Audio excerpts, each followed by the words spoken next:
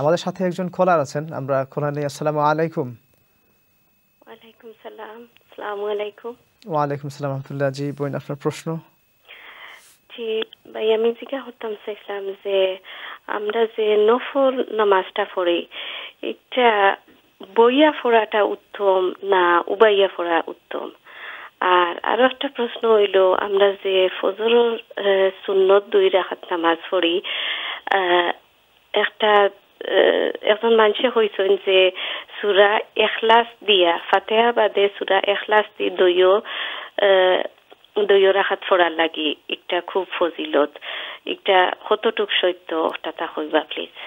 আর কোন প্রশ্ন আসেনি আপনার? জি না। আসসালামু আলাইকুম। ওয়ালাইকুম সালাম। দ্বিতীয় প্রশ্নের আংশিক আপনি ঠিকই শুনেছেন। রাসূল সাল্লাল্লাহু আলাইহি ওয়াসাল্লামের হাদিস শরীফ আছে, প্রথম রাকাতে হবে সূরা কাফিরুন, কুল ইয়া আইয়ুহাল কাফিরুন, আর দ্বিতীয় রাকাতে পড়বেন সূরা ইখলাস। আর প্রথম প্রশ্নের উত্তরের জন্য আমি যাচ্ছি শাইখের কাছে। আচ্ছা, উনি দ্বিতীয় প্রশ্নে 2 রাকাতের কথা বলছিলেন। 2 রাকাতে এরকম তো কোনো হাদিস নাই যে 2 রাকাতে সূরা ইখলাস পড়া আল্লাহ রাসূল সাল্লাল্লাহু আলাইহি ওয়াসাল্লাম বলেছেন। সূরা ইখলাসের ফজিলত আছে, কিন্তু আপনি যেটা বলেছেন এটাই যে আমরা কাফিরুন এবং সূরা ইখলাস এই দুটো পড়বো, কিন্তু উনি প্রশ্নটা করেছিলেন সম্ভবত যে 2 রাকাতে সূরা ইখলাস পড়ে, এরকম কোনো বর্ণনা তো একটু বুঝতে হয়তো সমস্যা হয়েছে। নো প্রবলেম, ইনশাআল্লাহ আমরা তো দ্বিপাক্ষিক আলোচনা করছি শেখ। আচ্ছা, প্রথম যে প্রশ্নটা উনি করেছিলেন যে দাঁড়িয়ে না বসে নফল নামাজ, এরকম কি বিষয়টা? জি, মানে বসে পড়লে বেশি সওয়াব না দাঁড়িয়ে পড়লে বেশি সওয়াব? দেখেন, যৌক্তিক কারণ ছাড়া ইসলামের শরিয়ায় এই বিষয়টা, নামাজে রুকু করা কিন্তু আপনার জন্য কিয়াম করা, দাঁড়ানোটা কিন্তু ফরজ, এটা আমাদেরকে বুঝতে হবে। এখানে আপনি যে প্রশ্নটা করেছেন, যদিও আপনি ব্যক্তিগত প্রশ্ন করেছেন, এই প্রশ্নের আরও সাইডে অনেকগুলো বিষয় কিন্তু চলে আসে। সে ফর এক্সাম্পল, কারা বসে নামাজ আদায় করবে, 2 নম্বর বিষয় হচ্ছে কারা দাঁড়িয়ে নামাজ আদায় করবে, 3 নম্বর বিষয় হচ্ছে মাজুর ব্যক্তি যদি হয় কখন বসবে, 4 নম্বর বিষয় হচ্ছে যে কখন সে দাঁড়াবে, যারা আংশিক অসুস্থ তাদের হুকুম কি, যারা মোটেও দাঁড়াতে পারে না তাদের হুকুম কি, অনেকগুলো বিষয় চলে আসে। তো প্রথমে আপনার প্রশ্নের জবাব আমরা দেওয়ার চেষ্টা করছি। প্রত্যেকটা নামাজে দাঁড়িয়ে নামাজ সম্পাদন করা বা দাঁড়িয়ে নামাজ শুরু করা, এটা রাসূল আকরাম সাল্লাল্লাহু আলাইহি ওয়াসাল্লামের বিশেষ আদেশ, এবং নামাজে কিয়াম করাটা, দাঁড়ানোটা ফরজ।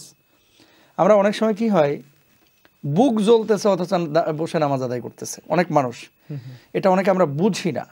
এখানে যতগুলো কাইফিয়ত আমি বলেছি, নফল নামাজ আপনারা দাঁড়িয়েই পড়বেন, এটাই উত্তম। আর যদি আপনি মাজুর বা অক্ষম হয়ে যান, হ্যাঁ, আল্লাহর হাবিব সাল্লাল্লাহু আলাইহি ওয়াসাল্লাম টায়ার্ড হয়ে গেছিলেন, খুব কষ্ট হচ্ছিল, সেরকম অবস্থায় জায়েজ আছে আপনার জন্য, আপনি করতে পারেন।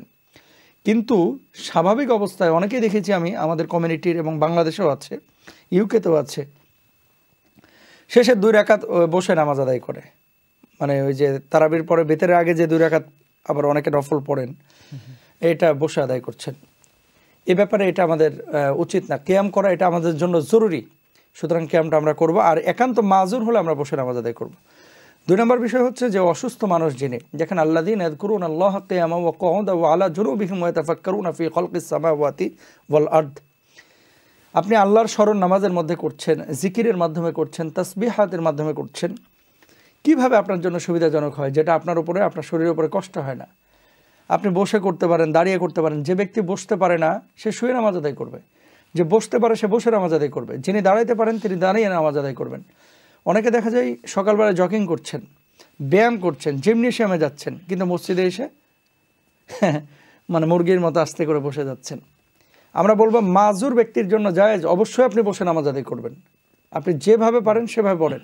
কিন্তু আপনি যদি দাঁড়াইতে পারেন তাহলে আপনার জন্য বসা কিন্তু জায়েজ নাই, মানে কিয়ামের সময় একজন মানুষ দাঁড়াইতে পারে কিন্তু এসেই প্রথমে বসে গেল না, আপনি দাঁড়িয়ে নামাজ আদায় করবেন। দাঁড়িয়ে নামাজ আদায় করে মানে কিয়ামটা শুরু করলেন, রুকু করলেন, এরপর আপনি সাজদায় যাইতে পারতেছেন না, আপনি বসে যে অংশটা করা যায় ওইটা আদায় করতে হবে।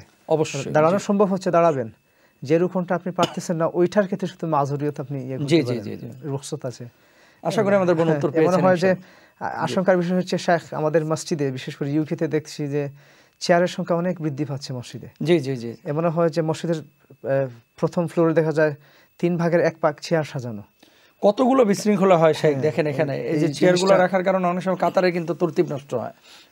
আর বসা যে জিনিসটা, আমি দাঁড়াতে পারতেছি না, আমি কি চেয়ারে বসবো, তখন আমি তো চেষ্টা করবো যে গ্রাউন্ড মানে ফ্লোরের মধ্যে বসে করবো। যতটুকু সম্ভব হয় চেয়ারে বসাটা হবে শুধু যদি তার যে অনেকে ওই যে গোড়ালির ব্যথা থাকে কিন্তু সিস্টেম বানিয়ে ফেলেছি আমরা আসলে ঠিক না চেয়ারে বসা। জি আপনি যদি মাটিতে বসতে পারেন মাটিতে বসেন, আপনি চেয়ারে বসতে হবে এটা তো জরুরি না মাযুর ব্যক্তিদের ক্ষেত্রে। কিন্তু আল্লাহ রাসূল সাল্লাল্লাহু আলাইহি ওয়াসাল্লাম তক্তার উপরে বসেছিলেন, চারকোনা তক্তার উপরে বসেছিলেন, মানে কাঠের তৈরি, এবং সাওয়ারির ওপরে এরকম বর্ণনা পাওয়া যায় যে তিনি বসেছিলেন। সেটা অবস্থার পরিপ্রেক্ষিতে, এটা সবসময় কিন্তু মুতলাকান এটাকে জায়েজ বলার সুযোগ নেই, যেটা আমাদের ভাইরা অনেকে করেন, বোনেরা করেন। মেয়েদের সমস্যাটা বেশি হয় সাধারণত, গোড়ালির সমস্যা পায়ের। তো ব্যথা থাকলে আপনি বসে নামাজ আদায় করতে পারেন, সমস্যা নেই। তাহলে আশা করি আমাদের বোন উত্তর পেয়েছেন ইনশাআল্লাহ। জাযাকাল্লাহু খাইরান শেখ, আপনি চমৎকারভাবে যত প্রাসঙ্গিক প্রশ্ন আসার কথা ছিল সব আপনি বলে ফেলেছেন। আশা করি এই উত্তরের মাধ্যমে আমাদের অসংখ্য ভাই বোনেরা উপকৃত হবেন।